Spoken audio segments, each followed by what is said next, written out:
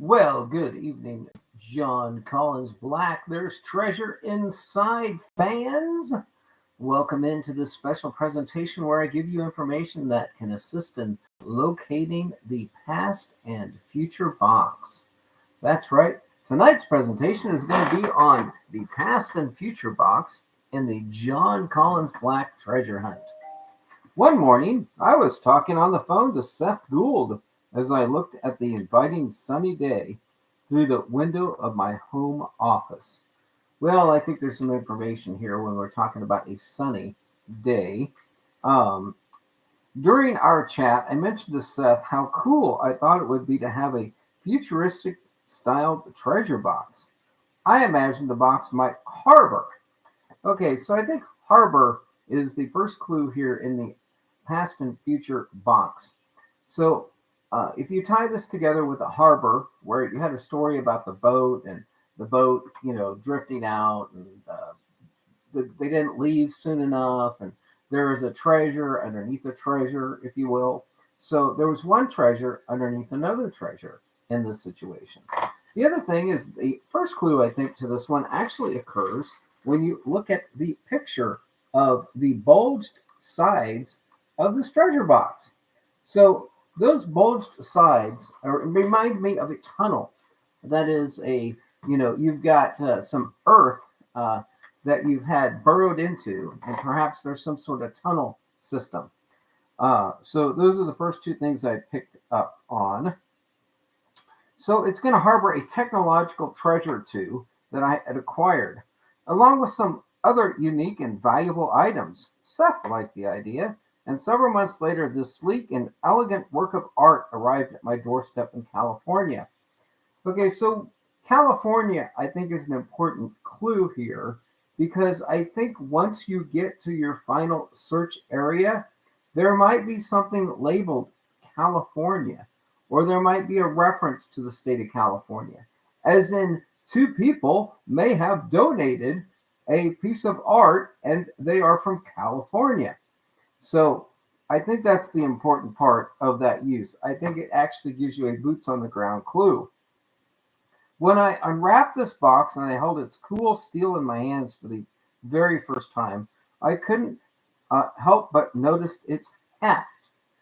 And I don't know if heft and Hans, if the two words heft and Hans are related to each other, but if heft and Hans are two words that come from the same root, then I can tell you exactly what the clue is here.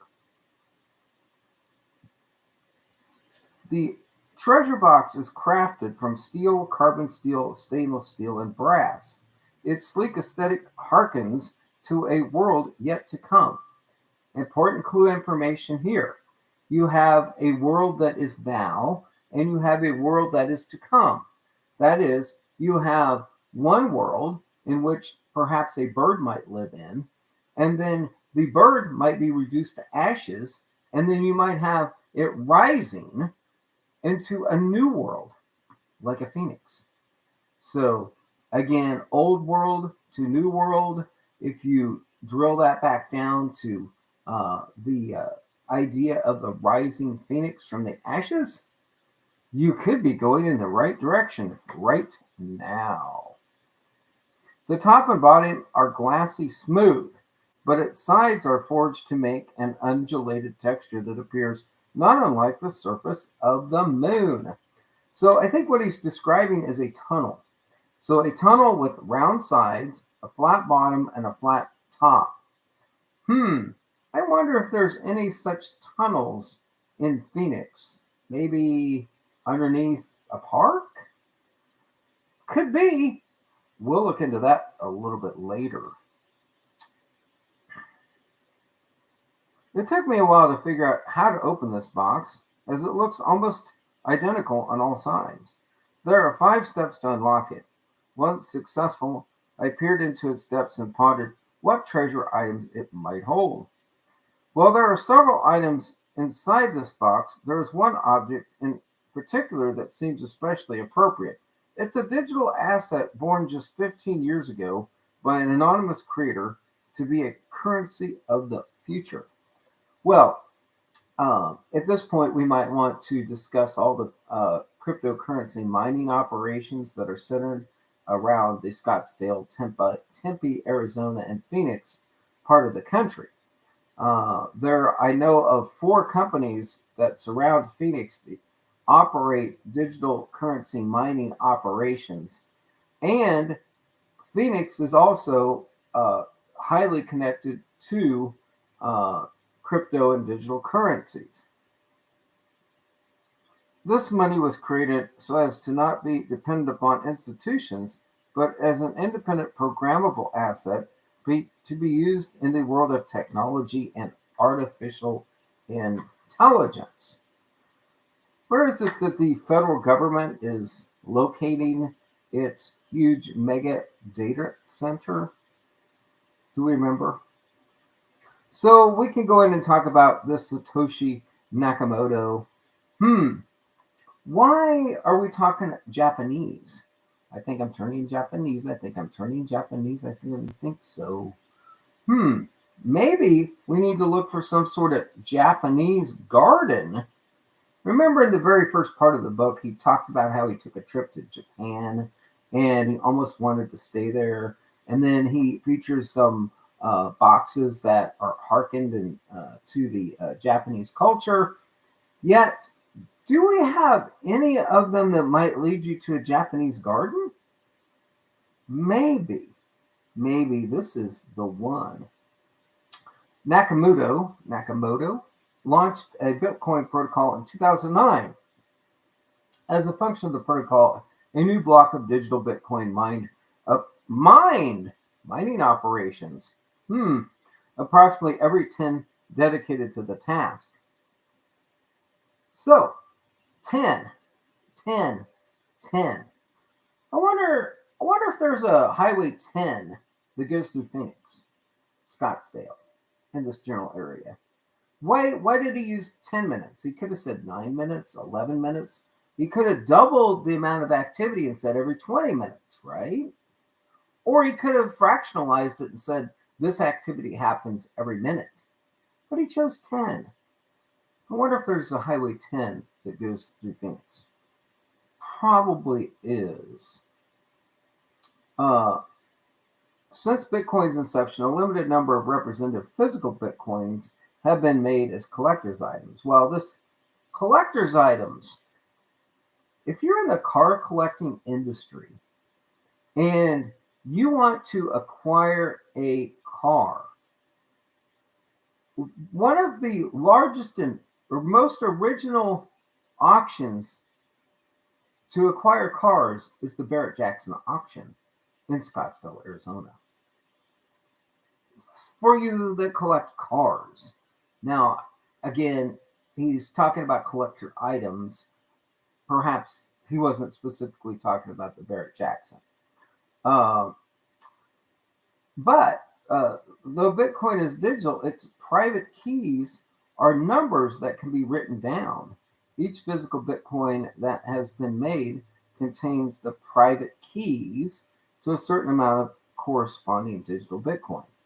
You can use these keys to claim a digital Bitcoin unloaded if you can keep the physical coin fully loaded with the key intact. I don't know why he's focused on keys here. I'm the piano man. I play the keys. I don't know. The use of the word key is, I think, overused here in this chapter. His focus on these keys, I think, is telling. And I don't know what it's telling me, but I think it was overused. There are different brands of physical Bitcoins, and different coins have been produced using gold, silver, titanium, and brass. Yet by far the most famous brand of physical Bitcoins are the Cassius coins. And again, there's going to be a story here about Cassius, the origin of the Cassius coin, where the guy that invented the Cassius coin was from, where they originally were sold, and I don't know where that's going to lead you. Lake Tahoe? Cassius coins were the first physical Bitcoins, and despite ending their production in 2013, they remain most coveted by collectors. Again, we're talking about collectors again. Very rare do these coins ever become publicly available, especially fully loaded. Again, loaded, fully loaded, something's loaded. I'm going to get loaded before I get done with this show. The premium value of a Cassius coin, like the one in our treasure, can exceed $20,000 or more than the current value of the digital Bitcoin it holds the private keys to. The particular Cassius coin at our treasure is rare still because it was produced from gilt silver and assigned a quality rating of 68 out of 70. A hologram on the back of the coin protects the private keys to the digital asset. There is more than one fully loaded coin in our treasure's complete inventory, and at least one of these coins was placed inside this box. I also wanted to create a digital NFT, a non-fungible token, of all of the treasure boxes and each of their items. This would provide you with digital proof of ownership when you found them. But I made the choice to delay this idea because I'm not confident I know who the most reputable NFT provider will be at the time you discover our treasure. Now, I don't know who the most reputable NFT provider is now, but if they had any tie to Arizona, Scottsdale, Tempe, or this part of the country, I would be pulling my eyes out and looking inside my ears to see if this all makes any sense. As I was writing this book, I would often look at our futuristic style treasure box as it sat in my office. Its surface would reflect a state of gold from the sunshine through my window. It seemed to beckon me, eager for me to dispatch it quickly somewhere I loved. Seeing this sleek box, well, he loved Japan, a Japanese garden, if you will, a gold. Maybe he's talking about goldfish. I don't want to be coy now, but I'd look in the pond. Seeing the sleek box made me think of Ernest Cline, the brilliant author of the science fiction bestseller Ready Player One. It's a great book, and I highly recommended it.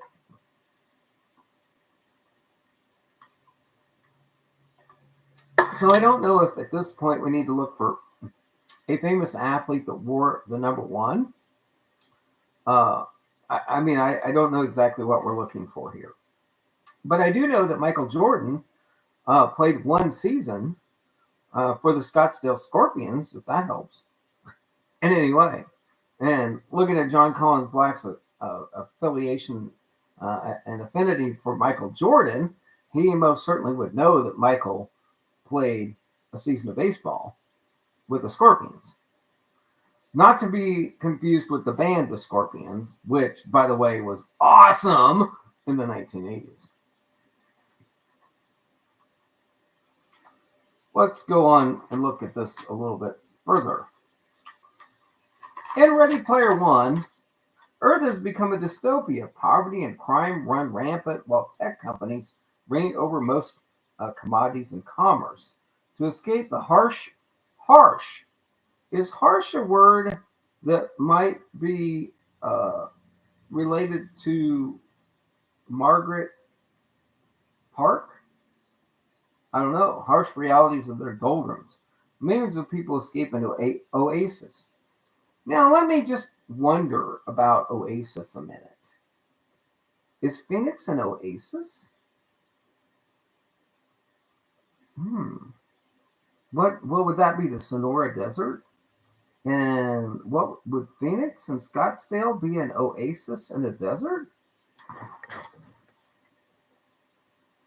Maybe this focus on oasis has been misdirected.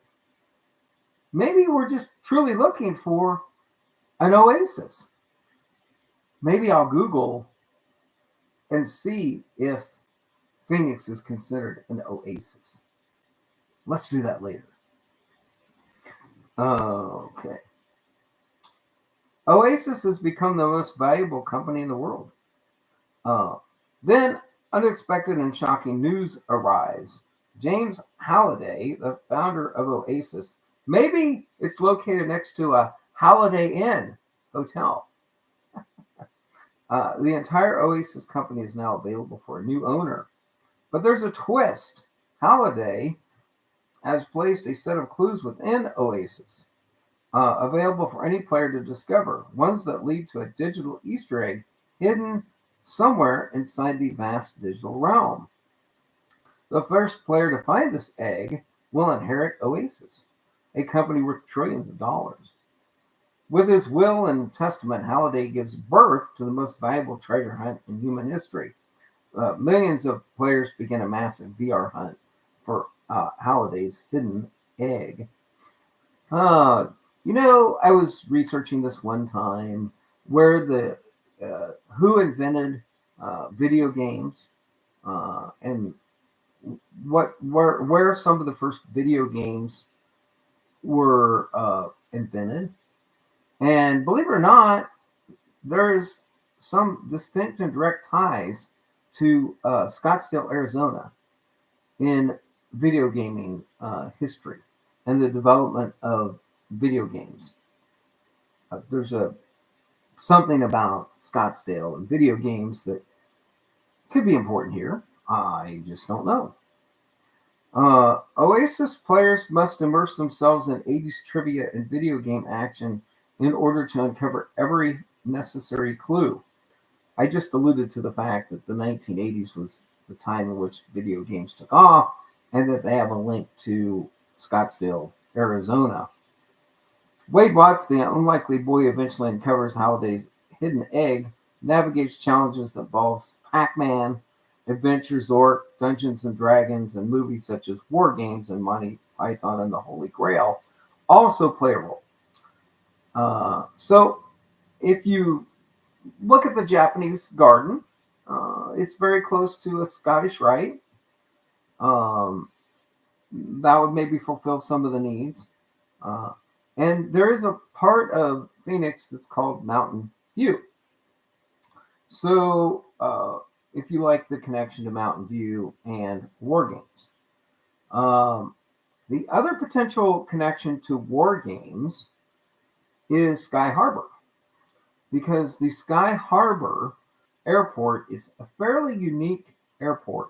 While it's like the 35th busiest airport in like the United States, it's a airport that's not just a civilian airport, it's a military airport. And it's a military airport that is responsible for the 100 and something refueling wing that I believe has a lot to do with refueling the aircraft that do a certain thing. And it might be interesting to see what it is these aircraft do. Because I happen to be similar in age to Halliday and Klein, reading Ready Player One was like experiencing my own childhood again. In the future, it was so entertaining to read a futuristic sci-fi book with clues and plot points shaped from the past memories of a weird and wondrous 1980s youth. Again, we're looking at the past and we're looking at the future. The rising of the Phoenix from the ashes of that childhood. Yeah. However, I was able to remember one game from my childhood that I felt capable of bringing to this book. It's not as fun as Pac-Man. It's not as imaginative as Dungeons and Dragons. But it's a game I'm pretty sure you can excel at. Just don't get upset if it's too easy. Remember, I already told you that you're not required to be a genius to find any of our treasures. Okay, well, there is this one race scene in Ready Player One where I believe the racers begin in a tunnel. And, perhaps you're supposed to be just pulling out that fact. And so, I don't know. So we've got the word search. People have found all kinds of words in here. Lilac, 19. I mean, there's numbers. There's all kinds of things. Once you've finished our word search, you'll have plenty of what you need to find the treasure box. But in case you still aren't convinced and want even more help, you're in luck. Because while you were searching for words, and luck is an Irish thing, by the way, the Scottish Rite. Charles Loloma, by the way, was actually part Scottish. The daily newspaper puzzler was one of my grandfather's favorite pastimes. I was sometimes bored at Grandpa's house. So I'd often peer over his shoulder while he worked on solving one of those games. Uh, Perhaps the only thing my grandfather enjoyed more than this Riddler was counting the vehicles that passed in front of his yard. Grandpa and Grandma would sit down in lawn chairs and tally all the traffic, and as happy as if basking in the heavens. And then to honor his grandparents, he came up with this: from rock to field, from strong to stream, past tree and post to forest green. Arrive you now where beauty sheens, it's under, over, in between. Well, that to me kind of describes a tunnel. So I'm going to just cut to the chase at this point. I'm going to stop and say hi to the room. Well, there's Kiwi. Jeff's here. Fantastic. Trust the Living. Tim's Adventures. I mentioned you, Tigger. Spark Plug. Sparky's here. So, Zozo, good to see everybody. Again, I'm doing a show tonight, meeting my requirements for the John Collins Black Treasure Hunt. This is the last box. I promised to do this a month ago. I'm just now getting around to it. So anyway, so what we're going to be looking at is where I believe this is at. And I believe it's right here at this California. Oh, I got to share screen. Hold on. Let's go back and share the screen. Let's do a share screen. And we're going to look at the... Okay, so hopefully I'm sharing now. So since I mentioned California, I think that this is probably in close proximity to this California challenge. I just kind of feel like that this probably has something to do with the solve. And this is a tree was collected by Harry and Ray and Richard. It was placed at the Jim Barrett pot. And anyway, it's this is a feature that's in the Japanese garden, the Japanese Friendship Garden, which is right here. So you have the Margaret T. Hance Park, and you have the Japanese Friendship Garden. You have an Irish Cultural Center and McClellan Library here. You have Van Winkle Lessons. You have the Ellis Shackelford House here. But notice the 10. So this is Highway 10. It's also called the Dean Lindsay Memorial Tunnel, on Papago Freeway. Now let's see. Grandpa would be Papa. Grandpa would be Papa. Papago Highway. And again, I think we're looking for a tunnel. And if you actually look at Phoenix, it's one of the few places in the world that instead of taking out all of this here, they decided to tunnel. They decided to tunnel Highway 10 and create this above ground park. And then also they tunneled under all of this. So if you actually go look at the Highway 10 freeway, it's flat and then it's round. Okay, let me explain how they built this tunnel. The tunnel is a stack. It's a stack, and so maybe what he's really talking about is just the stacks of the whole entire thing. And so let's just see if I can find the Papago Freeway stacks.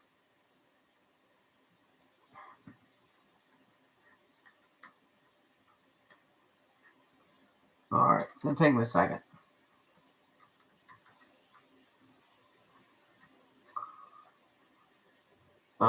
Papago is from the Tohono O'odham, and it's a language spoken by these people, But anyway, I was actually looking up tunnel.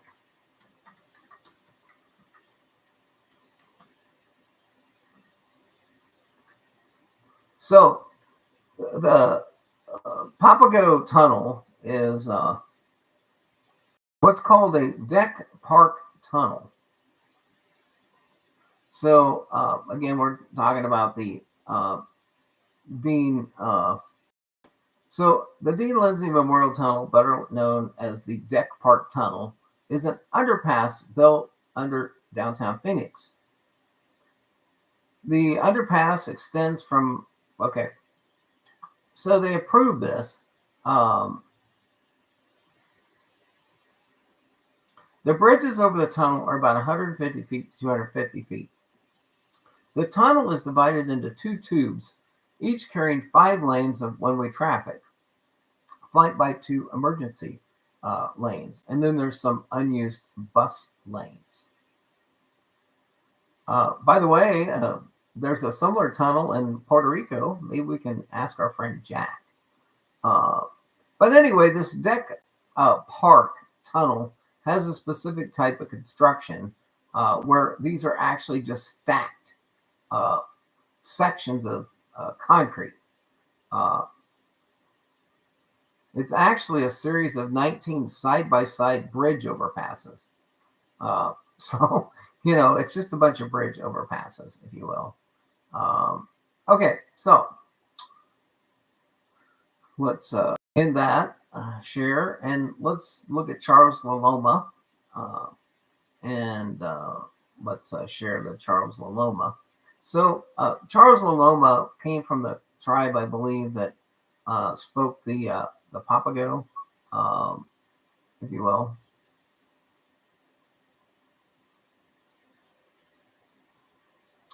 So Charles LaLoma has a couple of art pieces in the treasure.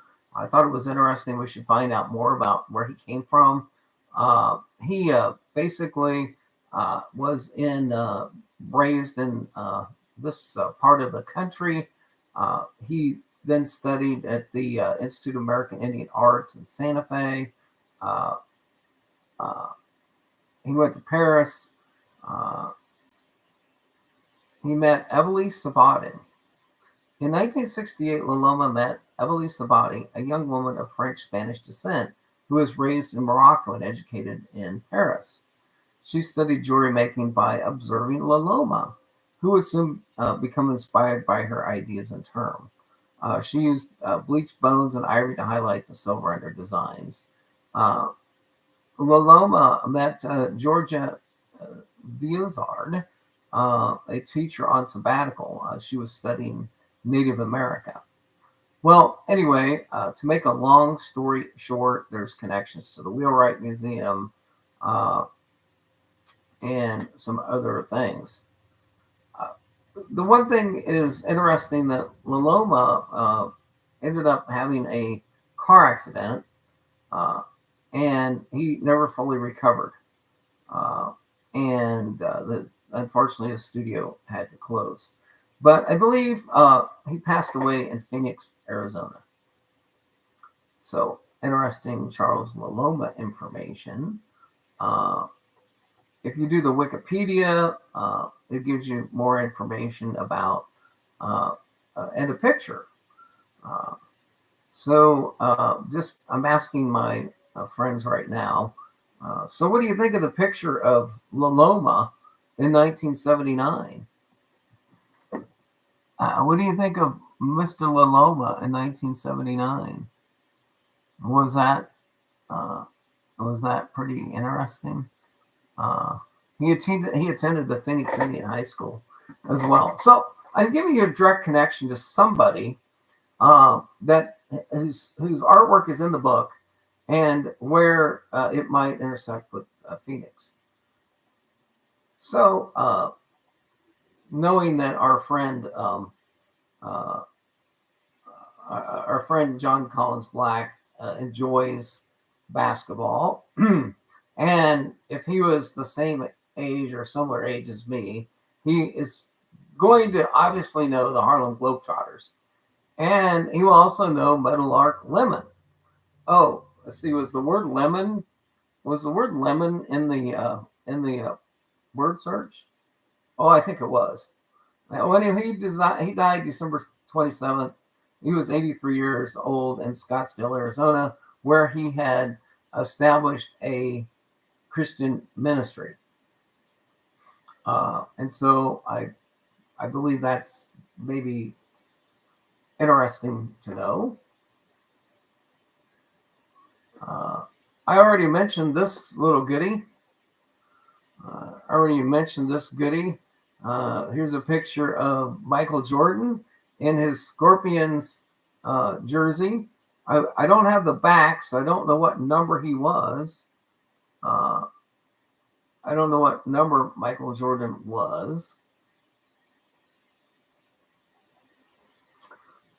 Some people think that the word lilac is in the word search.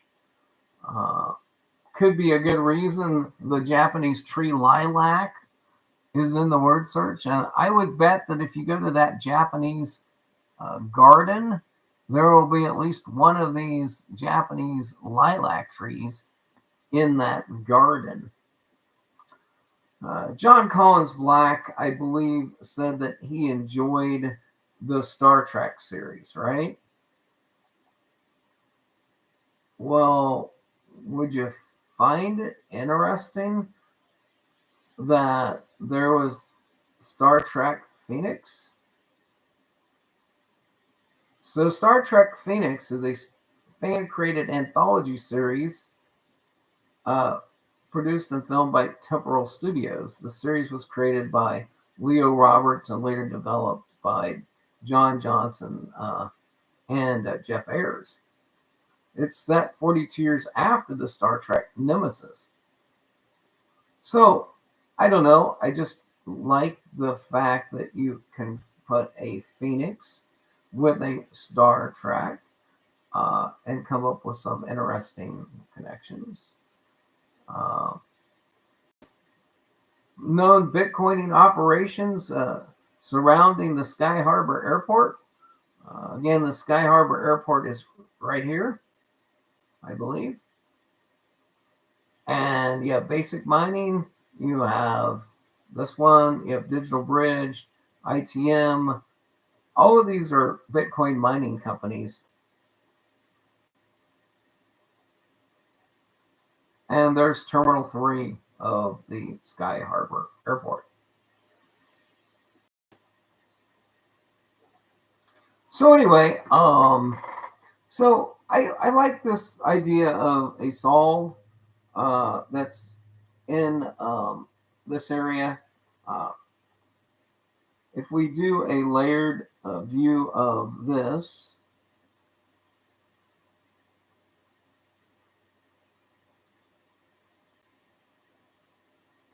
move over, share screen. I want to show you this.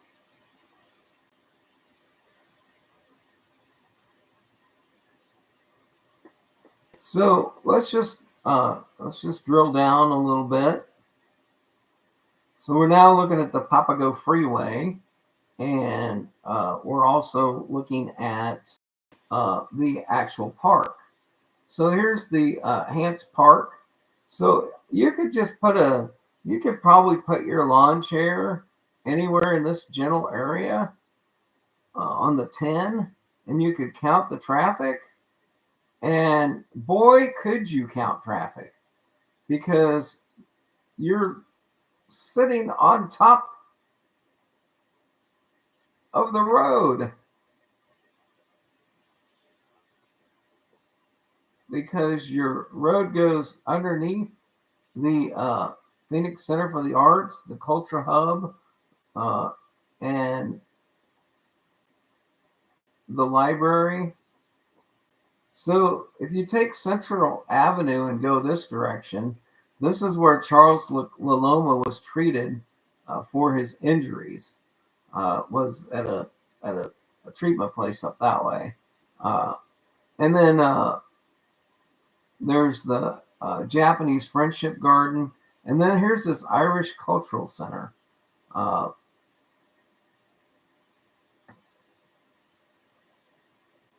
and like I said, you know, you've got all this park area. Uh,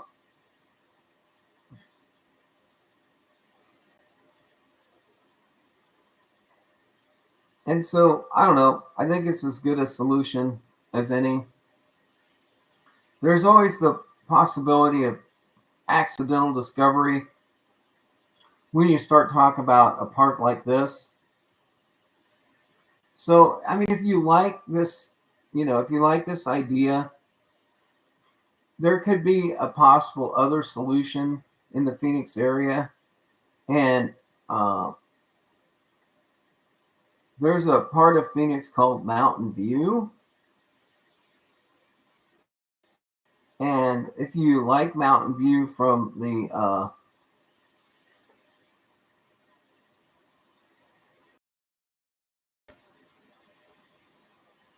War Games, trying to find it. I mean, that park is a little less traffic. It's kind of out in the middle of nowhere. I think it gives you a better opportunity for less accidental discovery. But that would be my other idea. I'm still trying to find. There's Sun City.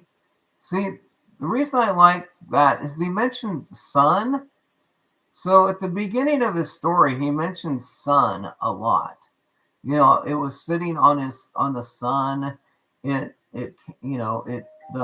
shined, and so you go up here to Sun City, and I believe this is where that Mountain View Park is up here by Sun City. But anyway, I'm just saying I think that there's enough potential information for the idea of the solve. Oh, here it is. There's Mountain Park right here, North Mountain Park. But I thought there was a Mountain View Park as well.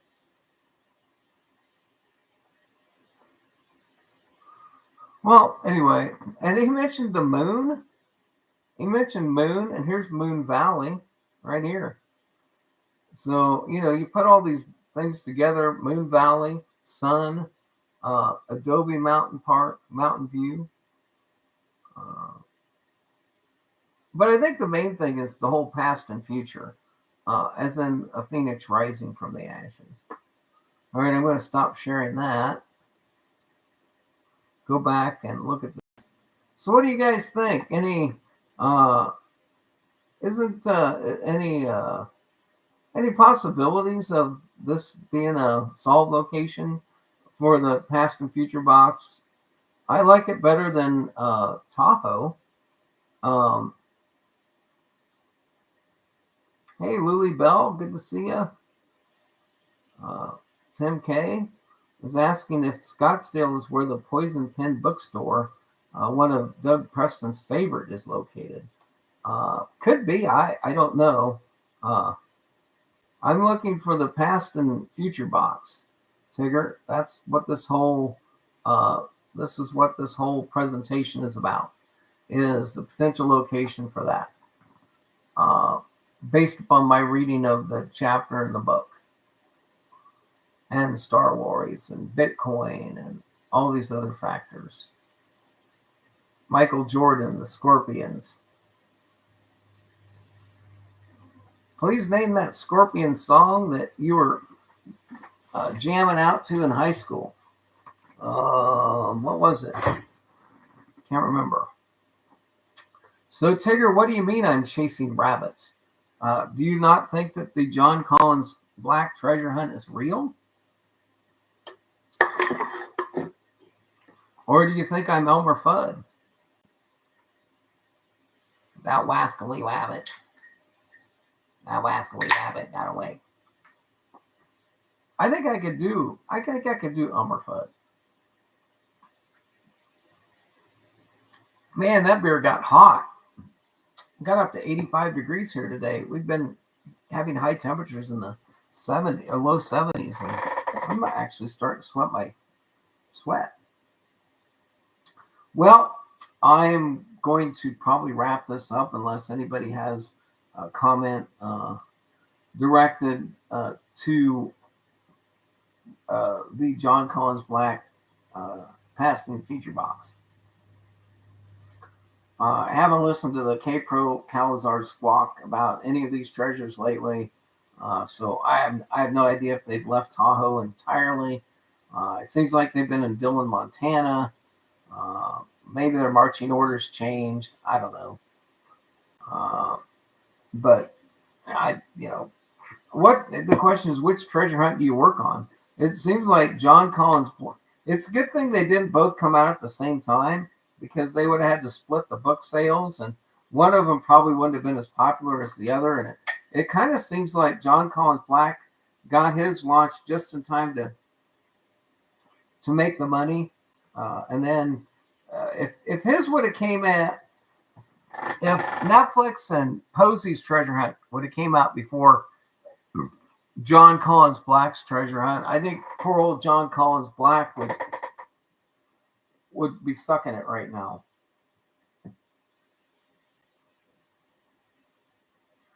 Tigger says that it's real, but I think it's far from Phoenix and Tahoe. Well, if I had to guess, it's by the Google complex in California. Out there, it's way out there. If it's anywhere.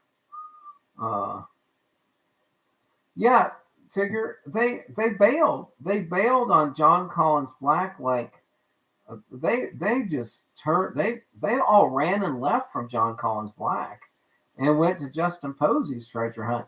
I guess there's probably more people involved with that one because it had Netflix behind it, and there's more buzz about it. And so I guess that's probably why they did that. But I mean, I think both of them got what they want. They got a big initial push of book sales. And in the case of John Collins Black, he's probably loving the fact that all the attention's been taken off of his treasure hunt, and he can kind of retool and sit back and relax because he's made his money. And he really doesn't have to field the questions now because we got another treasure hunt that's worth more. And so I imagine he's just kicking back, rolling in the dough, feeling good about life. And Posey's going to have to answer all the questions, you know.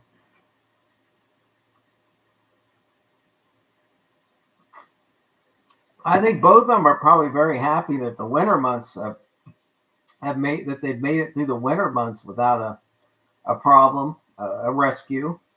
But we still have the desert. We still have the heat of summer. Apparently Mike is suffering from some heat-induced summer tiredness, illness kind of thing. I hope he didn't get a tick and he's got Lyme disease or something like that. I mean, that would really suck. Go out treasure hunting, get bit by a tick, get Lyme disease. That would really suck. But, fatigue is often, associated with Lyme disease.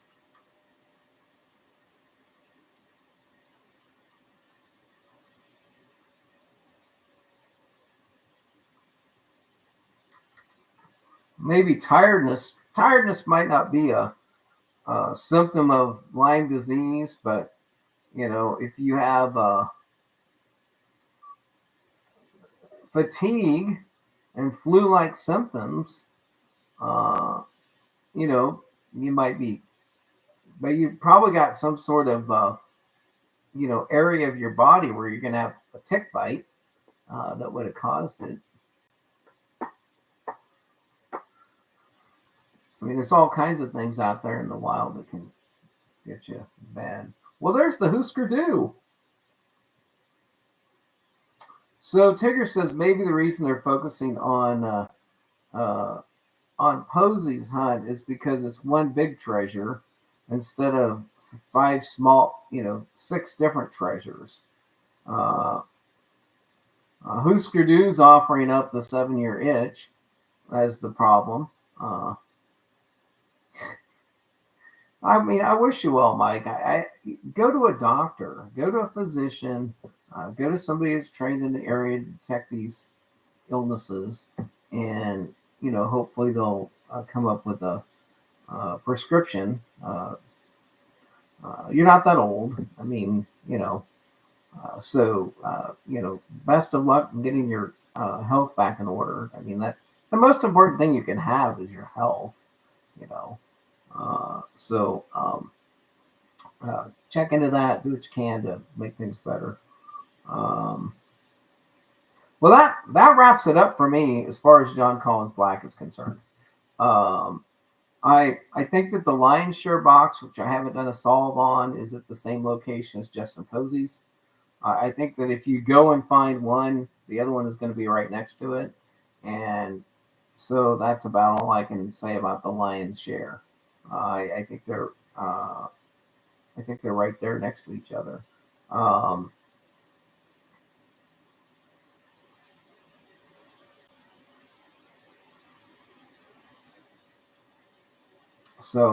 is anybody else going to go live tonight?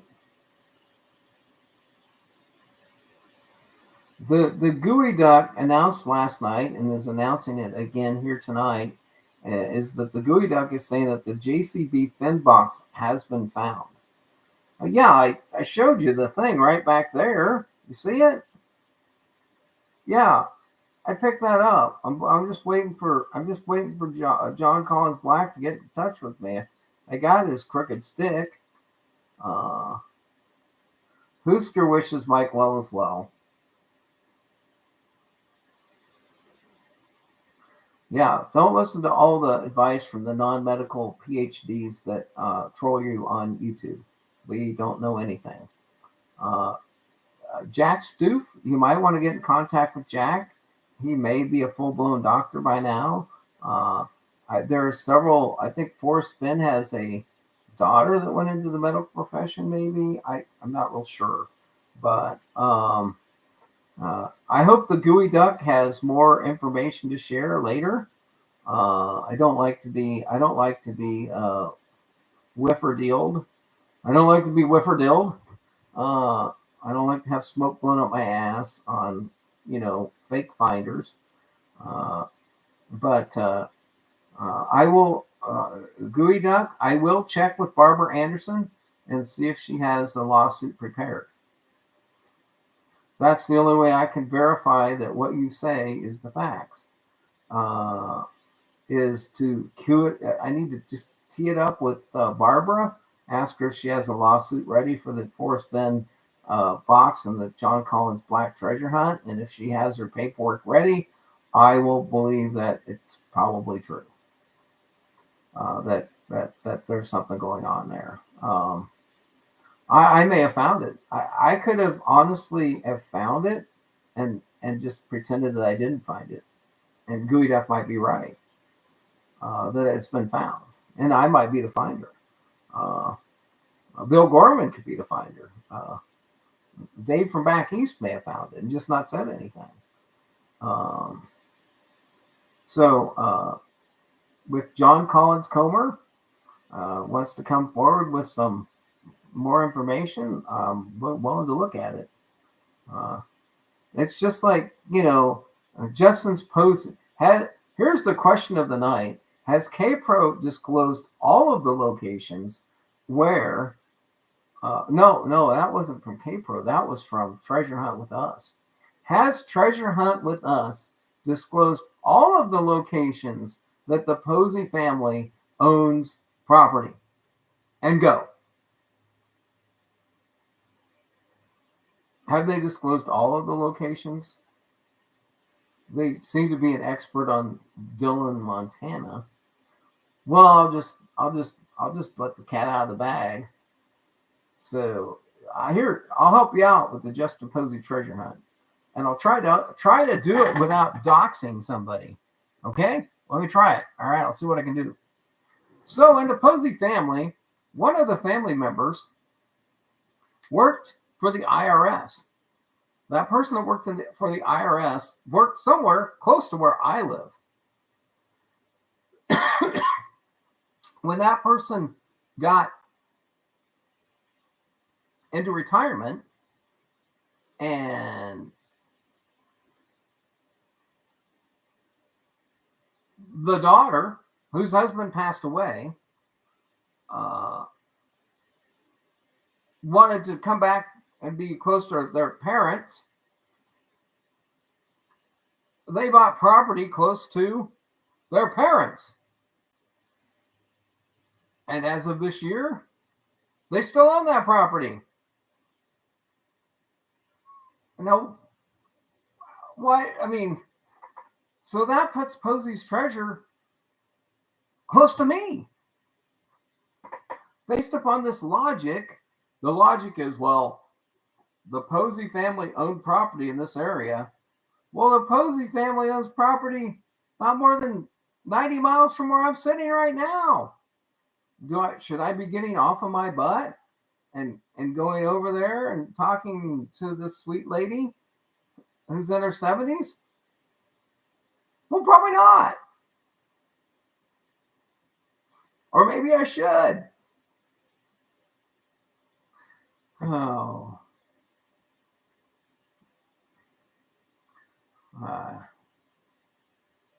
If a duck quacks, it must be a duck. Yeah. Trusted Living is pointing out the Pennsylvania ducks are quackers. Quackers are tasty, especially with peanut butter.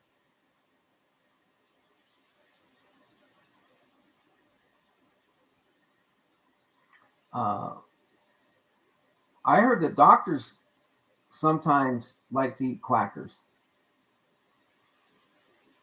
but that would make them cannibals. No, that was bad. Bad joke. I got a half a beer I got to finish.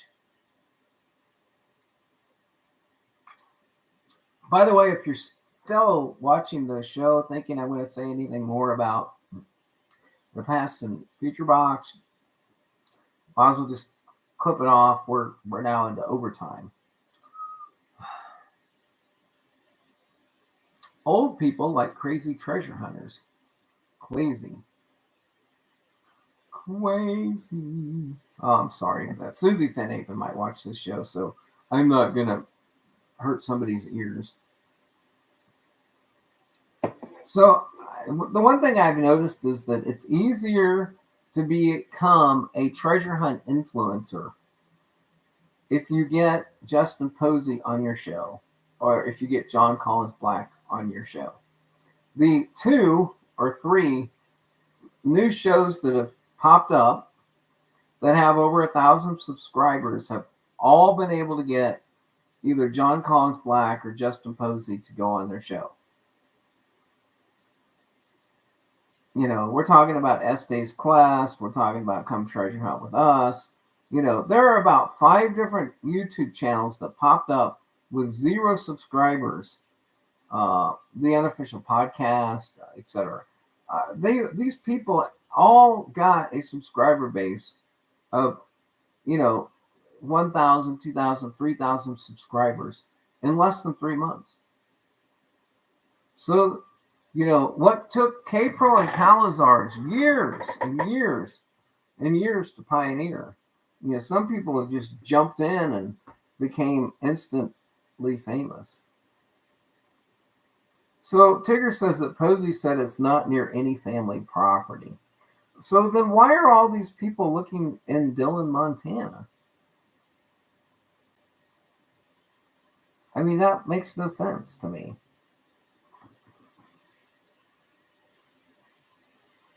Or maybe they just mean it's not on family property. I could seriously blow up that whole treasure hunt right now. Because I know what the checkpoint is.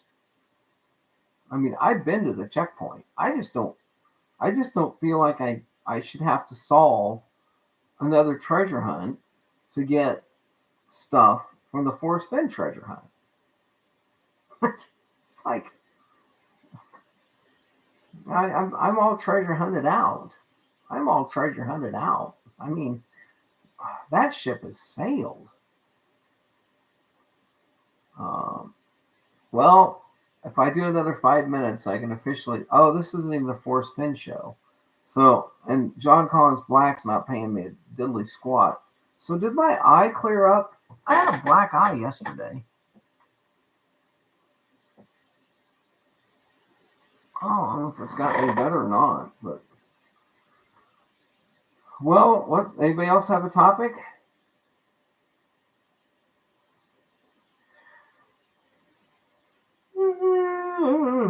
Hmm. Well, if not, I guess I'll call it a night. I was hoping maybe somebody else would volunteer to go live tonight. Casper says that Chase Inc. has your back. Well, who's got my front? Who's got my 6? Oh, Chase Inc. has my 6. That would be my back. Who's got my 3? Who's got my 9? 3 times 9 is 27. 27 backwards, 72. 72 backwards is 27. 27 divided by 3 is 9. The check is in the mail or the mall. Oh my God, the check is in the mall. Somebody's going to hit me with a hammer. Oh, good old Patrick Swayze. Swayze for summer.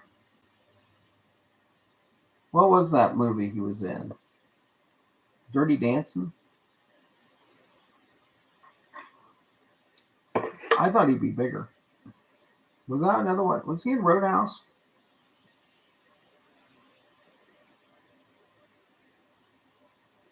Rodeo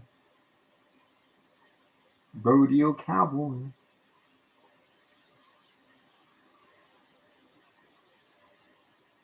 Well, I think I'm going to wrap it up. I thank everybody for coming over and chattering and bantering for a while. And I don't know. I really think there's just as good a possibility that the past and future boxes in Tempe, Scottsdale, Phoenix, Metroplex, maybe Sun City. But I like the direct tie to the California tree that's in the Japanese gardens. So that's where I like it. But anyway, well, do you want me to sign off and come back and do 10 minutes of Finn? What? You can't leave now. We're just getting warmed up. Stump up, stump down, stump around. Yep. It's actually not a stump. It's called a bonsai. Bonsai! I tell you, the new Karate Kid ruined it for me. I mean, please don't. If so, didn't they remake Footloose, and then they remade Karate Kid. You know, if they remake Dirty Dancing, I'm going to be so disappointed. Nobody has decided to remake RoboCop, probably for obvious reasons. But I mean, please don't remake any more of these movies that I grew up on. Do you believe in magic? Yes, I do. That's a song by Pilot, isn't it? No, Silence is Golden is a song by Pilot. I just think Ben's being trolled. I don't even think he's getting emails from Shiloh.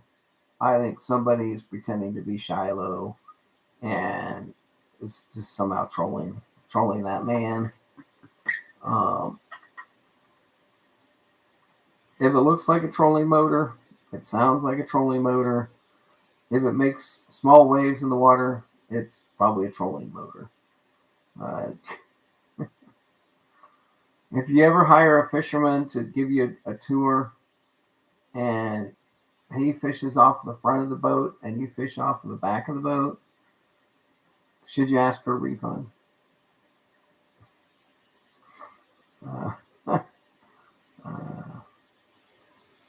I put a spell on you and now you're mine.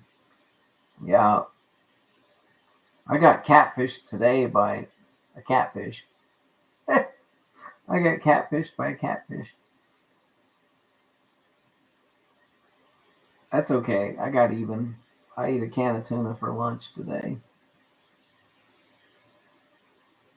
Row, row, row your boat gently down the stream.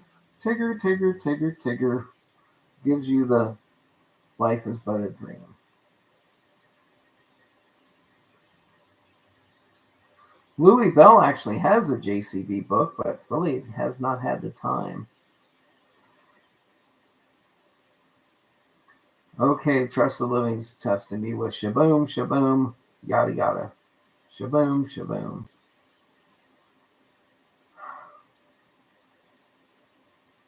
I'm not sure if I know that one.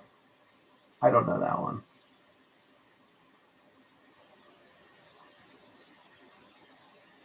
Somewhere over the rainbow, way up high.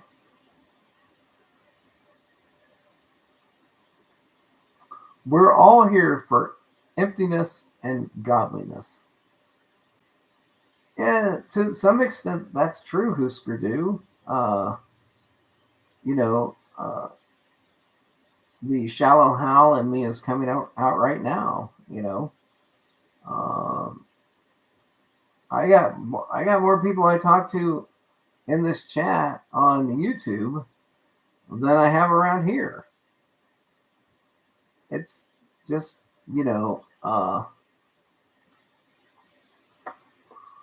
well, don't wait too long. According to the Gooey Duck, the Forrest Fenn box has already been found. So, well, I am going to wrap it up. I appreciate everybody that came over tonight. If somebody else in the chat here wants to go live, make a quick plug on it. But I do appreciate everybody tuning in. Casper, I don't know if I see you here anymore or not, but I think you might still be here. It's kind of hard to tell. So everything in the picture has a dream meaning. Yeah, I mean, I got a lot of trolling things in this room right now. I mean, you'll have to tune back into the show multiple times. And my show is kind of like Stoof.com. If you can figure out what that means, what's that, what this thing over there is, what that back there is, if you can figure out what's going on with the bedspread and, the bed cover and, yeah, I mean, everything's in here but the kitchen sink and the shower. But happy weekend, says Lily Bell. The Let Me Be Frank by the Shy Guy is coming in at the end. Yes, let me be. This would be if the Gooey Duck is correct, and the Forrest Fenn box has been found, and the finder is willing to share the olive jar. This could be big. Yes, I agree. Yeah, it's good to see you, Husker Du. Have a good weekend as well yourself. But Let Me Be Frank by the Shy Guy does make a very, very important point. The JCB Fenn box supposedly has the olive jar in it. And if the Gooey Duck is saying that it has been found, and it truly has been found, this could be big. Trust the Living said the solver wants to remain anonymous. Oh, yeah.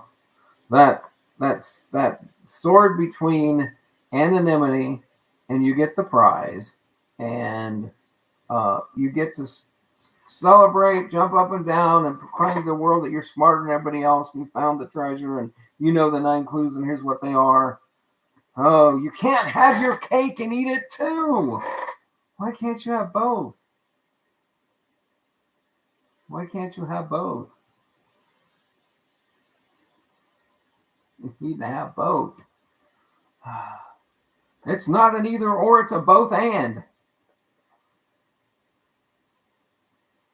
All right, folks. Good night, everybody. The Gooey Duck says it's all going to come out at once.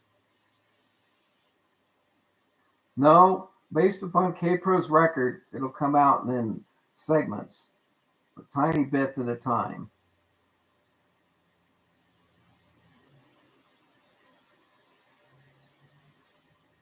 Trusted Living says that the solver of the Forrest Fenn JCB box founded in New Mexico, but has agreed to say it was found in Colorado.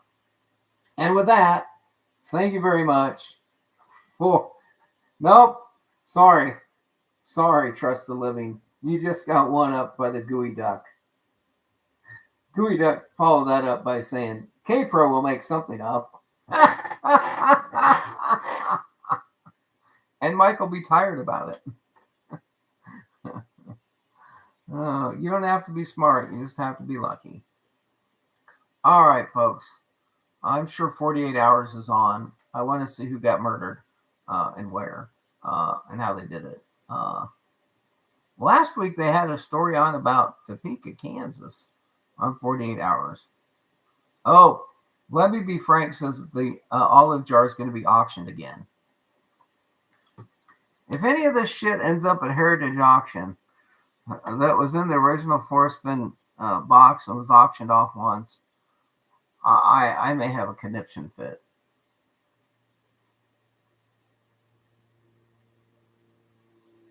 Well, Husker Du, she's got a lot of subscribers, and they branched out into other treasure hunts. So I think they're pretty well entrenched with the people that follow them.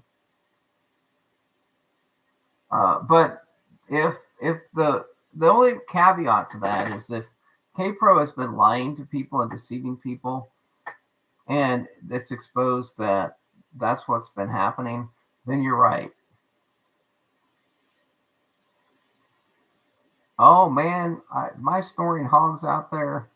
And what's worse than a storing hog is having a bunch of feeders, the metal feeders, and every time the pig goes over and sticks its snout in the feeder, it makes a metal clanking sound. And you can't get any sleep when you have a couple hog feeders outside your door. Yeah, they could auction it off one letter at a time. Here's the solve to the Forrest Fenn treasure hunt. We're going to auction it off one letter at a time.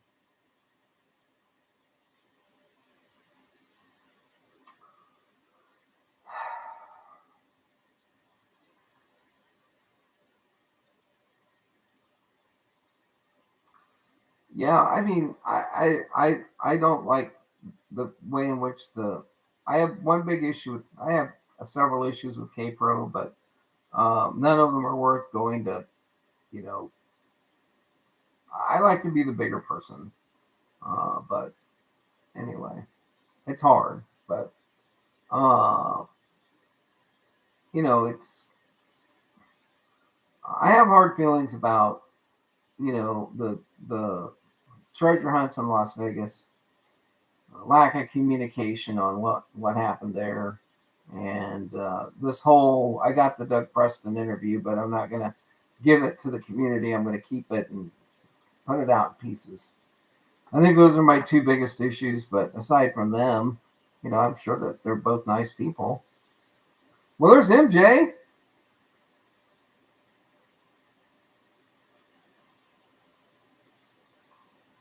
Yeah. All